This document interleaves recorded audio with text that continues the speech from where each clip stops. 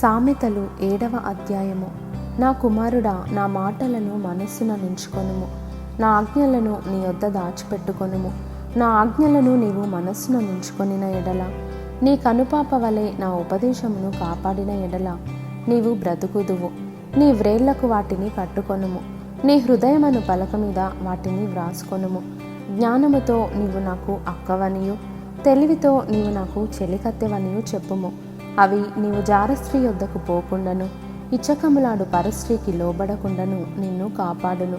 నా ఇంటి కిటికీలో నుండి, నా అల్లిక కిటికీలో నుండి నేను పారజూడగా, జ్ఞానము లేని వారి మధ్యను, యవనుల మధ్యను బుద్ధి లేని పడుచువాడొకడు నాకు కనబడెను.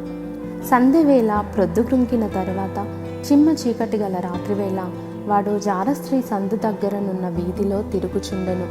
దాని ఇంటి మార్గమున నడుచుచుండెను. అంతటా వేషావేషము వేసుకొనిన కపటము గల స్త్రీ ఒకతే వానిని ఎదుర్కొన వచ్చెను.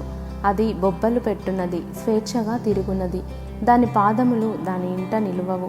ఒకప్పుడు ఇంటి ఎదుటను, ఒకప్పుడు సంత వీధులలోనూ అది ఉండును. ప్రతి సందు దగ్గరను అది పొంచి ఉండును. అది వానిని పట్టుకొని ముద్దు పెట్టుకొనెను. సిగ్గుమాలిన ముఖము పెట్టుకొని ఇట్లనెను: సమాధాన బలులను నేను అర్పింపవలసి ఉంటిని. నేడు నా మ్రొక్కుబళ్ళు చెల్లించి ఉన్నాను.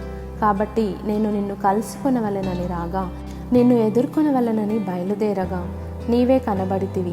నా మంచము మీద రత్నకంబళ్లను, ఐగుప్తు నుండి వచ్చు విచిత్రపు పనిగల నారదుప్పట్లను నేను పరచియున్నాను.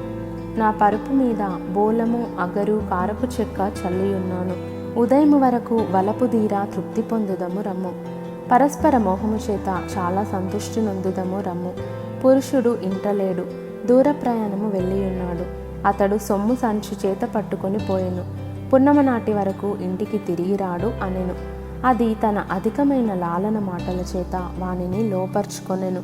తాను పలికిన ఇచ్చకపు మాటల చేత వాణ్ణి నీడ్చుకొని పోయెను. వెంటనే పశువు వదకు పోవునట్లును, పరుల చేజిక్కినవాడు సంకెళ్లలోనికి పోవునట్లును, తనకు ప్రాణహానికరమైనదని ఎరుగక ఉరియొద్దకు పక్షి త్వరపడునట్లును, వాని గుండెను అంబు చీల్చు వరకు వాడు దాని వెంట పోయెను. నా కుమారులారా, చెవియొగ్గుడి, నా నోటి మాటల నాలకింపుడి. జారస్త్రీ మార్గంల తట్టు నీ మనస్సు తొలగనీయకుము. దారి తప్పి అది నడుచు త్రోవలలోనికి పోకుము. అది గాయపరచి పడద్రోసిన వారు అనేకులు, అది చంపిన వారు లెక్కలేనంతమంది. దాని ఇల్లు పాతాళమునకు పోవు మార్గము, ఆ మార్గము మరణశాలలకు దిగిపోవును.